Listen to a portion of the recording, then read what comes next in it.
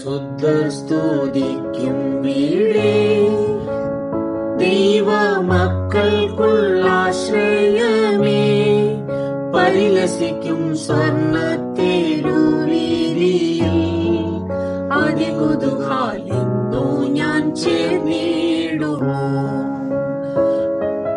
വാനവരിൽ സ്തുതിനാദം സദമുഴങ്ങും ശാലേമിൽ, വാനവരിൽ സ്തുതിനാദം സദമുഴങ്ങും ശാലേമിൽ ഇന്നു ഞാൻ ചേർന്നിടുമോ. പരസുതനെ എന്നോ ഞാൻ ചേർന്നിടുമോ, പരസുതനെ എന്നോ ഞാൻ ചേർന്നിടുമോ, പരസുതനെ എന്നോ ഞാൻ ചേർന്നിടുമോ. മുത്തിനാൽ നിർമ്മിതമായി ഉള്ള 12 ഗോപുരമേ, തവ മഹത്വം കണ്ടിട്ടങ്ങാനന്ദിപ്പാൻ മമ കൺകൾ പാരം ബോധിച്ചിടുന്നേ. വാനവരിൽ സ്തുതിനാദം സദമുഴങ്ങും ശാലേമിൽ, വാനവരിൽ സ്തുതിനാദം സദമുഴങ്ങും ശാലേമിൽ ഇന്നു ഞാൻ ചേർന്നിടുമോ. പരസുതനെ എന്നോ ഞാൻ ചേർന്നിടുമോ, പരസുതനെ എന്നോ ഞാൻ ചേർന്നിടുമോ, പരസുതനെ എന്നോ ഞാൻ ചേർന്നിടുമോ. അന്ധതയില്ല നാടേ, ദൈവ തേജസ്സാൽ മിന്നും വീടേ, തവ വിളക്കാം ദൈവത്തിൻ കുഞ്ഞാടിനെ, അളവെന്നെ പാടി സ്തുതിച്ചിടും ഞാൻ. വാനവരിൽ സ്തുതിനാദം സദമുഴങ്ങും ശാലേമിൽ, വാനവരിൽ സ്തുതിനാദം സദമുഴങ്ങും ശാലേമിൽ ഇന്നു ഞാൻ ചേർന്നിടുമോ. പരസുതനെ എന്നോ ഞാൻ ചേർന്നിടുമോ, പരസുതനെ എന്നോ ഞാൻ ചേർന്നിടുമോ, പരസുതനെ എന്നോ ഞാൻ ചേർന്നിടുമോ. കഷ്ടതയില്ല നാടേ, ദൈവഭക്തരിൽ വിശ്രമമേ, പുകൾ പെരുകും പുത്തനെരുശലേമേ, തിരുമാർവിൽ നിന്നു ഞാൻ ചാരിടുമോ. വാനവരിൽ സ്തുതിനാദം സദമുഴങ്ങും ശാലേമിൽ, വാനവരിൽ സ്തുതിനാദം സദമുഴങ്ങും ശാലേമിൽ ഇന്നു ഞാൻ ചേർന്നിടുമോ. പരസുതനെ എന്നോ ഞാൻ ചേർന്നിടുമോ, പരസുതനെ എന്നോ ഞാൻ ചേർന്നിടുമോ, പരസുതനെ എന്നോ ഞാൻ ചേർന്നിടുമോ. ദൈവ തിരുനാമത്തിന് മഹത്വമുണ്ടായിരിക്കട്ടെ. ബഹുമാനപ്പെട്ട വൈദിക ശ്രേഷ്ഠരെ, കർത്താവിൽ പ്രിയരെ, ക്രിസ്തു യേശുവിൽ എല്ലാവർക്കും സ്നേഹവന്ദനം. ഈ കാത്തിരിപ്പ് ദിനങ്ങളിൽ ഇങ്ങനെ 10 ദിവസത്തെ റിട്രീറ്റ് പ്ലാൻ ചെയ്ത് ലോക്ക്ഡൗൺ ദിനങ്ങൾ പ്രയോജനപ്പെടുത്തുവാൻ തക്കവണ്ണം കളം ഒരുക്കിയ ഭദ്രാസന മെത്രാപ്പൊലീത്ത അഭിവന്യ കുര്യലോസ് തിരുമേനിയോടും അതിനുവേണ്ടി ചുക്കാൻ പിടിക്കുന്ന ബഹുമാനപ്പെട്ട തോമസ് മ്യാലിൽ അച്ഛനോടും ബഹുമാനപ്പെട്ട ബെഞ്ചമിൻ സ്റ്റീഫൻ അച്ഛനോടും ഭദ്രാസന സെക്രട്ടറി ബഹുമാനപ്പെട്ട മനോജ് അച്ഛനോടും ഉള്ളതായ നന്ദിയും സ്നേഹവും ബഹുമാനാദരവുകളും ആദ്യമായി തന്നെ രേഖപ്പെടുത്തുന്നു. ഇന്നത്തെ വചന ശുശ്രൂഷയ്ക്കായി ബലഹീനനായ എനിക്ക് നൽകിയിരിക്കുന്ന വിഷയം വിശ്വസ്തത, അതായത് ഫെയ്ത്ത്ഫുൾനെസ് എന്നതാണ്. ഈ വിശ്വസ്തത എന്ന ഗുണവിശേഷത്തെ നമുക്ക് 3 ഭാഗമായി തിരിക്കാവുന്നതാണ്. ഒന്നാമതായി ദൈവത്തിൻ്റെ മനുഷ്യനോടുള്ള വിശ്വസ്തത, ഗോഡ്സ് ഫെയ്ത്ത്ഫുൾനെസ് ടു മാൻ. രണ്ടാമത് മനുഷ്യന് ദൈവത്തോടുള്ള വിശ്വസ്തത, മാൻസ് ഫെയ്ത്ത്ഫുൾനെസ് ടു ഗോഡ്. മൂന്നാമത്, മനുഷ്യനോടുള്ള വിശ്വസ്തത, ഫെയ്ത്ത്ഫുൾനെസ് എമംഗ് മെൻ. വിശദാംശങ്ങളിലേക്ക് കടക്കുന്നതിന് മുൻപ് ഒരു കുടുംബ ജീവിത സാഹചര്യങ്ങളിൽ വിശ്വസ്തത എന്ന ഘടകം വഹിക്കുന്ന പ്രധാനപ്പെട്ട പങ്കിനെക്കുറിച്ച് ഒരിക്കൽ ഒരു എഴുത്തുകാരൻ ഇങ്ങനെ എഴുതുകയുണ്ടായി. കുടുംബ ബന്ധങ്ങളിൽ വിശ്വസ്തത നഷ്ടപ്പെട്ടാൽ പിന്നെ ജീവിതം സൂര്യപ്രകാശം ഏൽക്കാതെ പുഷ്പങ്ങൾ നശിച്ചു പോയ പൂന്തോട്ടത്തെ പോലെയാകും. ദൈവത്തിൻ്റെ മനുഷ്യനോടുള്ള വിശ്വസ്തതയെക്കുറിച്ച് വിശുദ്ധ വേദപുസ്തകത്തിൽ പല ഭാഗത്തും രേഖപ്പെടുത്തിയിട്ടുണ്ട്. അതിൽ നിന്നും 1-2 വാക്യങ്ങൾ മാത്രം ഞാൻ ഇവിടെ കോട്ട് ചെയ്യുവാൻ ആഗ്രഹിക്കുകയാണ്. ഒന്നാമതായി ലമന്റേഷൻസ് ചാപ്റ്റർ 3 വേഴ്സസ് 22 and 23. നാം മുടിഞ്ഞു പോകാതിരിക്കുന്നത് യഹോവയുടെ ദയയാവുന്നു. അവൻ്റെ കരുണ തീർന്നു പോയിട്ടില്ലല്ലോ. അത് രാവിലെ തോറും പുതിയതും അവൻ്റെ വിശ്വസ്തത വലിയതുമാവുന്നു. It is of the Lord's mercies that we are not consumed. They are new every morning. Great is thy faithfulness.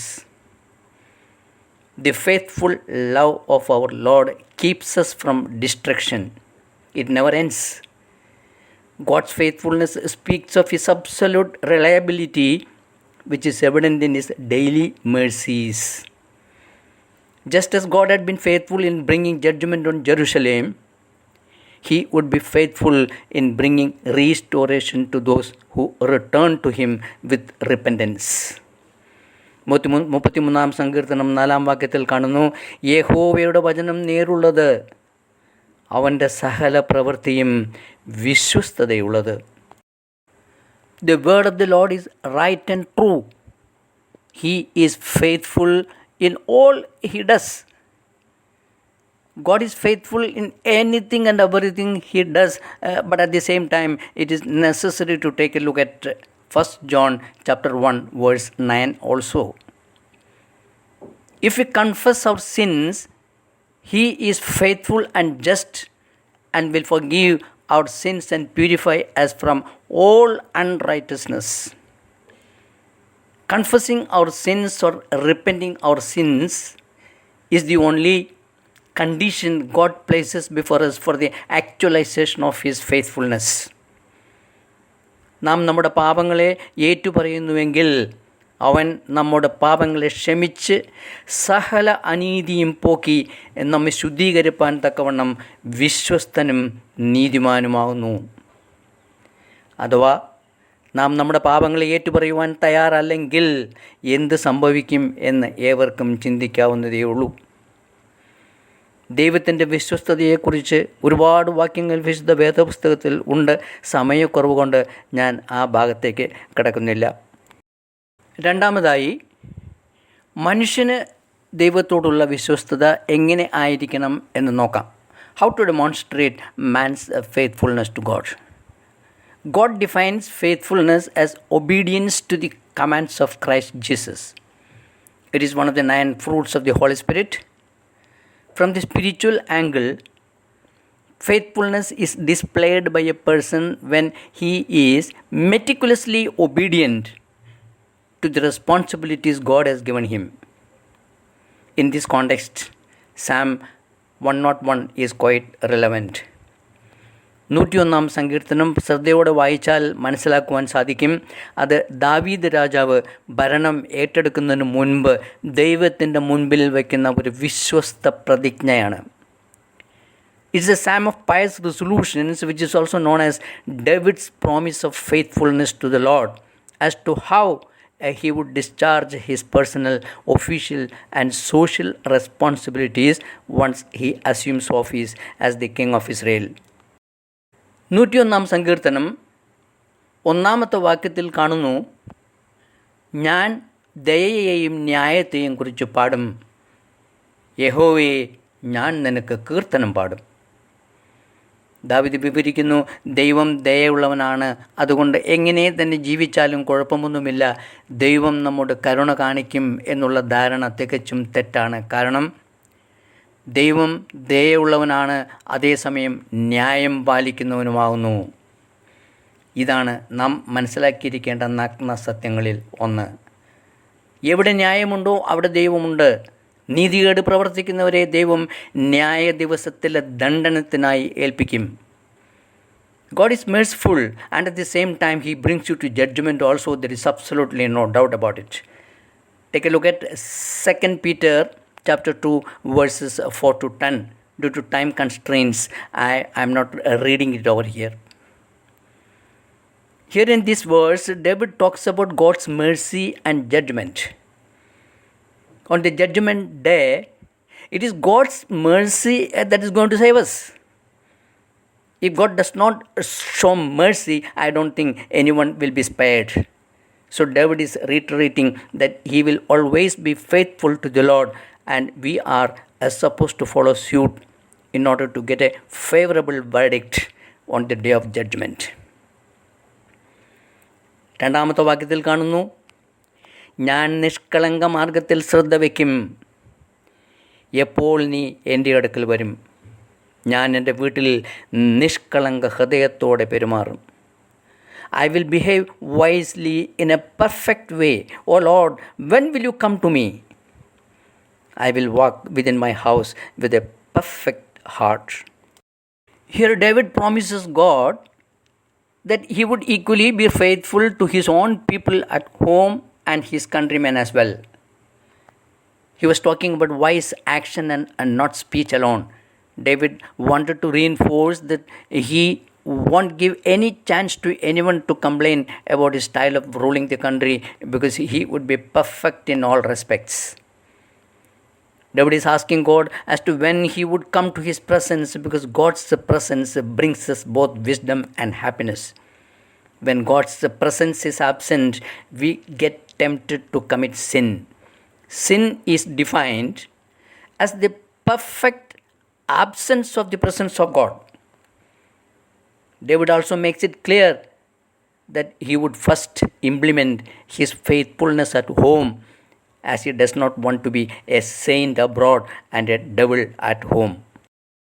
ഇവിടെ ദാവീദ് പറയുന്നു, ഞാൻ എൻ്റെ വീട്ടിൽ നിഷ്കളങ്ക ഹൃദയത്തോടെ പെരുമാറും. കാരണം വീട്ടിൽ എങ്ങനെ പെരുമാറുന്നോ അതേപോലെ ആയിരിക്കും മറ്റ് സ്ഥലങ്ങളിലും പെരുമാറുന്നത്. വീട്ടിൽ നിന്ന് എന്ത് പഠിക്കുന്നുവോ അതായിരിക്കും മിക്കവാറും മറ്റ് സ്ഥലങ്ങളിലും പ്രാവർത്തികമാക്കുന്നത്. പള്ളികളിലും മറ്റ് പൊതുസ്ഥലങ്ങളിലും ഒരു ആട്ടിൻകുട്ടിയെപ്പോലെ നിഷ്കളങ്കനായി പെരുമാറുകയും വീട്ടിൽ ചെന്ന് ഒരു സിംഹത്തെ പോലെ ഗർജിക്കുകയും ചെയ്യരുത് എന്നാണ് ഇതിൽ നിന്നും മനസ്സിലാക്കേണ്ടത്. വീണ്ടും ദാവീദ് ദൈവത്തോട് ചോദിക്കുന്നു, നീ എപ്പോൾ എൻ്റെ അടുക്കൽ വരും? കാരണം ദൈവത്തിൻ്റെ സാന്നിധ്യം ഉണ്ടെങ്കിൽ മാത്രമേ പാപാവസ്ഥയിൽ നിന്ന് വിമോചനം ലഭിക്കുകയുള്ളൂ. ദൈവം നമ്മുടെ ജീവിതത്തിൽ ഇല്ലാതിരിക്കുന്നതായ ഒരു അവസ്ഥ ഉണ്ടായാൽ ഒരു ശൂന്യത ഉണ്ടാകുന്നു. ആ ശൂന്യതയിലേക്ക് ഉടൻ തന്നെ സാത്താൻ കടന്നു വരികയും മനുഷ്യൻ സാത്താൻ്റെ വശീകരണ വലയത്തിൽ പെട്ടുപോവുകയും ചെയ്യുന്നു. അതുകൊണ്ടാണ് ദാവീദ് ദൈവത്തോട് ചോദിക്കുന്നത്, നീ എപ്പോൾ എൻ്റെ അടുക്കൽ വരും?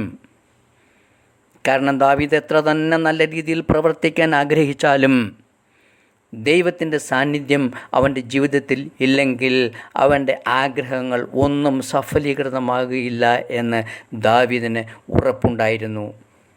അത് തന്നെയായിരിക്കും നമ്മുടെ ജീവിതത്തിലും സംഭവിക്കുക. അതുകൊണ്ട് ദൈവത്തിൻ്റെ സാന്നിധ്യം നമ്മുടെ ജീവിതത്തിൽ എപ്പോഴും ഉണ്ടായിരിക്കേണ്ടത് അത്യന്താപേക്ഷിതമാണ്. No vacuum should remain present in our mental spaces. If a vacuum happens to be there, Satan waiting at the doorstep would step in and take control of the steering of the vehicle of life, and he would utilize the opportunity to keep you away from God. So our mental spaces should always be filled with the presence of Jesus.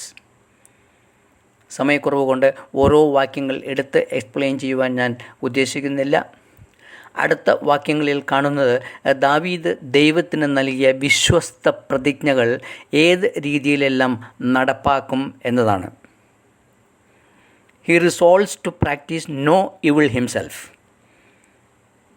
He said he will be careful to lead a blameless life always, and present himself as a role model for others.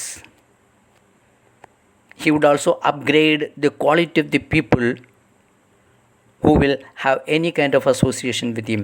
David made it clear that as he is faithful to God and his countrymen, he would expect them to follow suit. This is exactly what our Heavenly Father expects from us. As He is faithful to us, we must be faithful to Him unconditionally. In short, let us have a glance at the ingredients required for keeping faithfulness intact in every walk of life. Number one, it is right values, ശരിയായ മൂല്യങ്ങൾക്ക് പ്രാധാന്യം നൽകുക. രണ്ടാമതായി, caring about the interest of others, മറ്റുള്ളവരുടെ താല്പര്യങ്ങളിൽ കൂടി ശ്രദ്ധ വയ്ക്കുക. Integrity, സമഗ്രത, നമ്മുടെ പ്രവൃത്തികളിൽ സത്യസന്ധത ഉറപ്പുവരുത്തുക. ഫുൾഫിൽമെൻറ്റ് ഓഫ് പ്രോമിസസ്, നമ്മൾ നൽകുന്ന വാഗ്ദാനങ്ങൾ നിറവേറ്റുക. ഡെവലപ്പിംഗ് ഗോഡ് ഗിവൺ ടാലൻസ്, ദൈവത്തിൽ നിന്ന് ലഭിച്ചിരിക്കുന്നതായ താലന്തുകളെ വേണ്ട രീതിയിൽ വളർത്തിയെടുക്കുക. ഒബേയിങ് ഗോഡ്സ് കമാൻഡ്മെൻറ്റ്സ്, ദൈവകൽപ്പനകൾ അനുസരിക്കുക. Passing on knowledge to others, നമുക്ക് ലഭിച്ചിരിക്കുന്ന അറിവുകൾ മറ്റുള്ളവരുമായി പങ്കുവയ്ക്കുക. ഇവയെല്ലാം പ്രവൃത്തിയിൽ കൊണ്ടുവരാൻ സാധിക്കുന്നവർക്ക് വിശ്വസ്തരുടെ പട്ടികയിൽ സ്ഥലം പിടിക്കാം. None of us would be here today if there had not been faithful men and women in the past who passed on to others what they learned from life. We are here today because of the testimony of faithful people. We must also pass on to the next generation the right values we have learned from life, and it should be an ongoing process forever. The transfer of faithfulness from generation to generation should never be broken. Being faithful has a positive effect on one's character too. മൂന്നാമതായി, മനുഷ്യർ തമ്മിലുള്ള വിശ്വസ്തത, faithfulness among men. മനുഷ്യർ തമ്മിലുള്ള വിശ്വസ്തതയെക്കുറിച്ച് പറയുമ്പോൾ ആദ്യമായി മനസ്സിലാക്കിയിരിക്കേണ്ട വസ്തുത ഒരുവന് അവനിൽ തന്നെയുള്ള വിശ്വാസത്തെക്കുറിച്ചാണ്.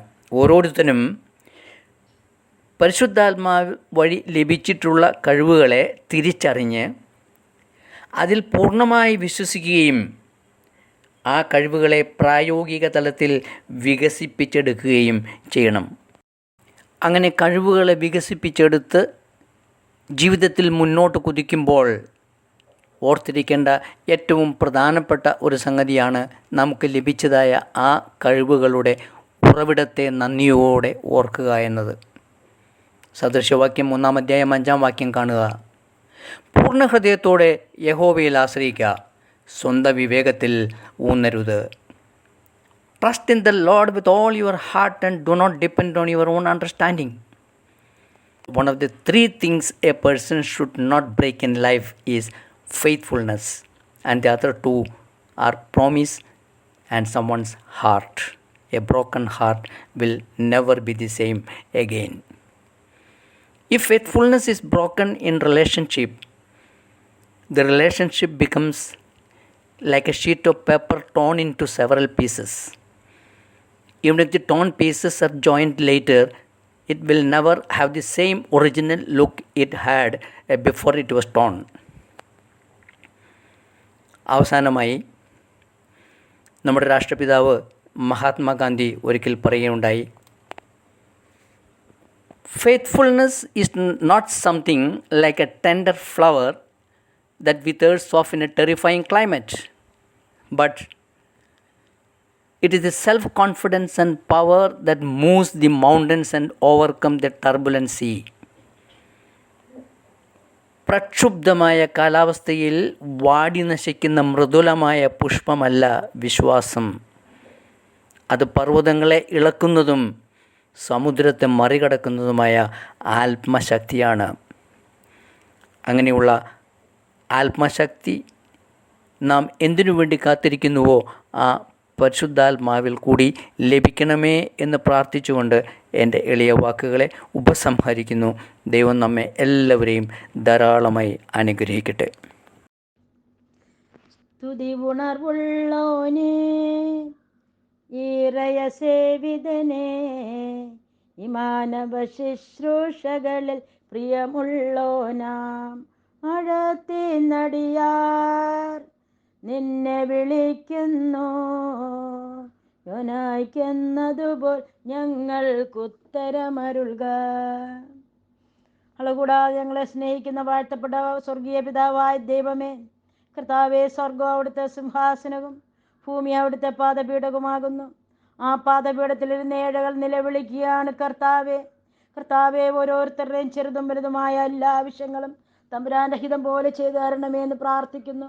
പിതാവിൽ നിന്നും പുറപ്പെടുന്നവനും പുത്രനിൽ നിന്ന് നിന്നെടുക്കുന്നവനും പിതാവിനോടും പുത്രനോടും കൂടെ വന്ദിക്കപ്പെട്ട് സ്തുതിക്കപ്പെട്ട് സ്തോത്രം ചെയ്യപ്പെടുന്നവനുമായ പരിശുദ്ധ റൂഹായാൻ ദൈവമേ, ഞങ്ങൾ അങ്ങയ്ക്ക് 1000 നന്ദി പറയുന്നു. നന്ദി അപ്പാ, നന്ദിയോടെ സ്തോത്രം. നാളിതുവരെയും അവിടുത്തെ കൃപാകടാക്ഷത്തിൽ ഞങ്ങളെ പാത്തു പരിപാലിച്ച് തിരുകൃപയ്ക്കാട് സ്തോത്രം ചെയ്യുന്നു കർത്താവേ. കർത്താവെ, ഞങ്ങളുടെയൊക്കെയും ആത്മശരീര മനസ്സുകളെ അവിടുന്ന് പരിശുദ്ധ ജന്മശക്തിയാൽ ഉണർത്തിയിട്ട് കർത്താവെ, പരിശുദ്ധ റൂഹായുടെ ആന്തരിക ശോഭയാൽ ഞങ്ങളെ ഒന്ന് പ്രശോഭിപ്പിക്കണമേ. പൊന്നുതമ്പുരാനെ, പെന്തക്കോസ്ത് പെരുന്നാളിൻ്റെ ഒരുക്കത്തിലേക്കുള്ള 6-ാം ദിവസത്തിലേക്ക് അവിടുത്തെ തിരുവൻഭാഗത്ത് തലകുനിച്ചിരിക്കുന്ന അവിടുത്തെ ഓരോ മക്കളെയും പരിശുദ്ധ റൂഹായുടെ ആവാസം കൊണ്ട് പരിപോഷിപ്പിച്ചേക്കണമേ എന്ന് പ്രാർത്ഥിക്കുന്ന കർത്താവെ. എൻ്റെ കർത്താവെ, സകല പാപമാലിന്യങ്ങളിൽ നിന്നും അവിടുത്തെ എല്ലാ മക്കളെയും പരിശുദ്ധാത്മശക്തിയാൽ കഴുകി വിശുദ്ധീകരിച്ചേക്കണമേ എന്ന് പ്രാർത്ഥിക്കുന്നു. ഞങ്ങൾ അങ്ങയ്ക്ക് നിർമ്മലമായ ആലയങ്ങളും പരിപാവനങ്ങളായ ഭവനങ്ങളുമായി തീരുമാറാകണമേ എന്ന് യാചിക്കുക കർത്താവെ.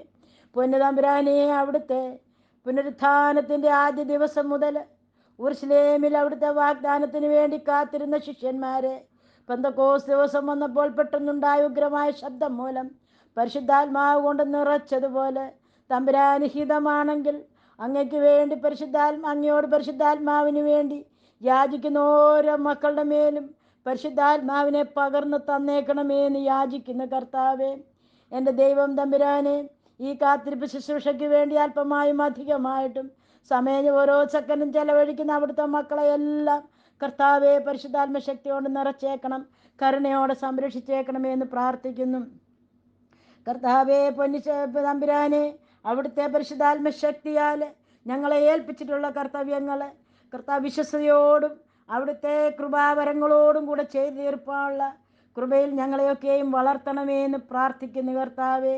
എൻ്റെ ദൈവം തമ്പുരാനെ, കർത്താവെ, പാരാമെഡിക്കൽ വിഭാഗത്തിൽ ജോലി ചെയ്യുന്ന എല്ലാ മക്കളെയും അവിടുത്തെ കരങ്ങളിലേക്ക് തരുന്നതപ്പ. കർത്താവെ, അവരെ ഏൽപ്പിച്ചിരിക്കുന്ന ജോലികൾ വിശ്വസ്തയോട് ചെയ്തു തീർപ്പാൻ അവർക്ക് സംഗതി വരുത്തണമെന്ന് പ്രാർത്ഥിക്കുന്നു. ദൈവമേ, അവരുടെ കഴിവിൽ ആശ്രയിക്കാതെ തമ്പുരാനിൽ ആശ്രയിച്ചുകൊണ്ട് സ്നേഹത്തോടും കരുണയോടും ദീർഘക്ഷമയോടും വിശ്വസ്തയോടും കൂടെ എൻ്റെ ദൈവം തമ്പുരാനെ, ജോലി ചെയ്യാനുള്ള കൃപ മക്കൾക്കൊന്ന് കൊടുത്തേക്കണമേ. അവരിൽ നല്ല ഭയാശങ്കകളും ആകുലതകളും കർത്താവെ, അവിടുത്തെ പരിശുദ്ധാത്മശക്തിയാൽ ഇല്ലാതാക്കിയേക്കണമെന്ന് പ്രാർത്ഥിക്കുന്ന ദൈവമേ. എൻ്റെ കർത്താവെ, പ്രാർത്ഥന ആവശ്യപ്പെട്ടിരിക്കുന്നവർക്ക് വേണ്ടിയും പ്രാർത്ഥിച്ചേക്കാമെന്ന് പറഞ്ഞിരിക്കുന്നവർക്ക് വേണ്ടിയും ഞങ്ങൾ ആർക്കെല്ലാം വേണ്ടിയൊക്കെ അഖിലാണ്ടത്തിൽ പ്രാർത്ഥിപ്പാൻ കടപ്പെട്ടിരിക്കുന്നു അവർക്കെല്ലാം വേണ്ടി ഈ സമയം യാചിക്കുക. തമ്പുരാൻ്റെ ഹിതമനുസരിച്ച് ഓരോരുത്തരുടെയും ആവശ്യങ്ങളെ അവിടുന്ന് നിറവേറ്റി കൊടുത്താട്ടെ എന്ന് പ്രാർത്ഥിക്കുന്നു കർത്താവെ. കർത്താവെ, അനുഗ്രഹിക്കണമേ, സഹായിക്കണമേ എന്ന് പ്രാർത്ഥിക്കുന്നു. എന്തേമേ, ഞങ്ങളുടെ സഭയുടെ ഇടവയൊക്കെ സമർപ്പിക്കുന്നു. സഭയിലെ ഇടവകയിലെ ഓരോ ഭവനങ്ങളെയും അവിടുത്തെ കരങ്ങളിലേക്ക് തരുന്നു. കർത്താവ് മെനഞ്ഞെടുക്കണമേ, വാർത്തെടുക്കണമേ. തമ്പുരാൻ ഭവനം പണിയുന്നില്ലെങ്കിൽ കർത്താവെ, ഞങ്ങളുടെ അധ്വാനങ്ങളെല്ലാം വ്യർത്ഥമാകുന്നു ഞങ്ങൾ അറിയുന്നു. അപ്പോൾ ബാബാ തിരുമേനി, എല്ലാ തിരുമേനിമാരെ, എല്ലാ പട്ടക്കാരെ, എല്ലാ ശുശ്രൂഷക്കാരെ, എൻ്റെ പൊന്നു തമ്പുരാൻ്റെ വേലയ്ക്കായി വിളിച്ചു വേർതിരിച്ചിരിക്കുന്ന ഓരോ കരങ്ങളെയും ഈ സമയത്ത് കരങ്ങളിലേക്ക് തരികയാണ് കർത്താവെ. എൻ്റെ കുർലോസിരിമേനെ കരങ്ങളിലേക്ക് സമർപ്പിക്കുന്നു. ശാരീരികവും മാനസികവുമായ എല്ലാ അസ്വസ്ഥതകളും അകറ്റിയേക്കണമേ. അവിടുന്ന് ചെയ്യുന്ന എല്ലാ പ്രവർത്തനങ്ങളെയും അവിടുന്ന് അനുഗ്രഹിച്ചിട്ട് 30, 60, 100 മേനിയായിട്ട് പ്രതിഫലം കൊടുത്തേക്കണമേ എന്ന് പ്രാർത്ഥിക്കുന്ന കർത്താവെ. എൻ്റെ ദൈവം തമ്പുരാനെ, മരണം വഴി അങ്ങ് തിരുസന്നിധിയിലേക്ക് കടന്നു വന്നിരിക്കുന്ന ഞങ്ങളുടെ പ്രിയപ്പെട്ടവരും അല്ലാത്തവരുമായ എല്ലാവരെയും തൃക്കരങ്ങളിലേക്ക് തരുന്നു. കരുണയോടെ നോക്കിക്കൊള്ളണമേ എന്ന് പ്രാർത്ഥിക്കുന്ന കർത്താവെ. കർത്താവെ, ഞങ്ങളുടെ എല്ലാ ആത്മീയ സംഘടനകളെയും അവിടുത്തെ തൃക്കരങ്ങളിലേക്ക് തരുന്നു. കർത്താവെ, ഈ റിട്രീറ്റിന് വേണ്ടി കർത്താവെ ചില സമയം ചിലവഴിച്ച് എല്ലാ മക്കളെയും തരുന്നു. കർത്താവെ, അഗ്നിനാവുകളുടെ രൂപത്തിൽ ശിഷ്യന്മാരുടെ മേൽ ആവശ്യിച്ച പരിശുദ്ധാത്മാവ് ഞങ്ങളുടെ ഓരോരുത്തരുടെ മേലും ആവശ്യം ഞങ്ങളെ ശക്തീകരിക്കണമേ, ബലപ്പെടുത്തണമേ എന്ന് പൊന്നപ്പച്ചന്റെ നാമത്തിൽ യാചിക്കുന്നു. കൃപയോടെ കേൾക്കണമേ. പിതാവിൻ്റെയും പുത്രൻ്റെയും പരിശുദ്ധാത്മാവിൻ്റെയും നാമത്തിൽ തന്നെ.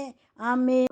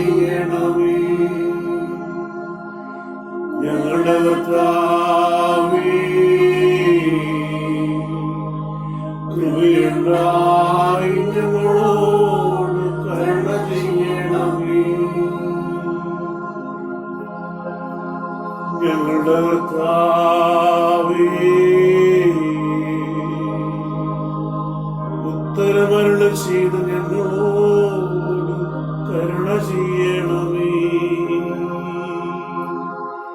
ഞങ്ങളുടെ കർത്താവേ, ഉത്തരമരുളി ചെയ്ത് ഞങ്ങളോട് കരുണ ചെയ്യണമേ.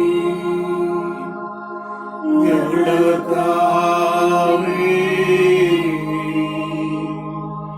ഉത്തരമരുളി ചെയ്ത് ഞങ്ങളോട് കരുണ ചെയ്യണമേ. ഞങ്ങളുടെ കർത്താവേ, നിനക്ക് സ്തുതി. ഞങ്ങളുടെ കർത്താവേ, നിനക്ക് സ്തുതി. എന്നേക്കും ഞങ്ങൾക്കുള്ള ശരണവുമേ, നിനക്ക് സ്തുതി. പാർക്കുന്നു. പിതാവാം ദൈവത്തിൻ്റെ സ്നേഹവും ഏകജാതനായ പുത്രൻ്റെ കൃപയും പരിശുദ്ധ റൂഹായുടെ സംബന്ധവും സഹവാസവും നിങ്ങളേവരുടെ മേലും സഭയുടെ മേലും സമൂഹത്തിൻ്റെ മേലും ദൈവസൃഷ്ടി മുഴുവനായും, പ്രത്യേകിച്ചും കൊറോണയുടെ ഭീകരമായിട്ടുള്ള പ്രയാസങ്ങൾ കൂടി കടന്നു പോകുന്ന എവരുടെ മേലും അവരെ സഹായിക്കുകയും തുണയ്ക്കുകയും ചെയ്യുന്ന എവരുടെ മേലും ദൈവസന്നിധിയിലേക്ക് കൂടി ചേർക്കപ്പെട്ട് വാങ്ങിപ്പോടെ ആത്മാക്കളുടെ മേലും ഇപ്പോഴും എല്ലായ്പ്പോഴും എന്നേക്കും ഉണ്ടായിരിക്കുമാറാകട്ടെ.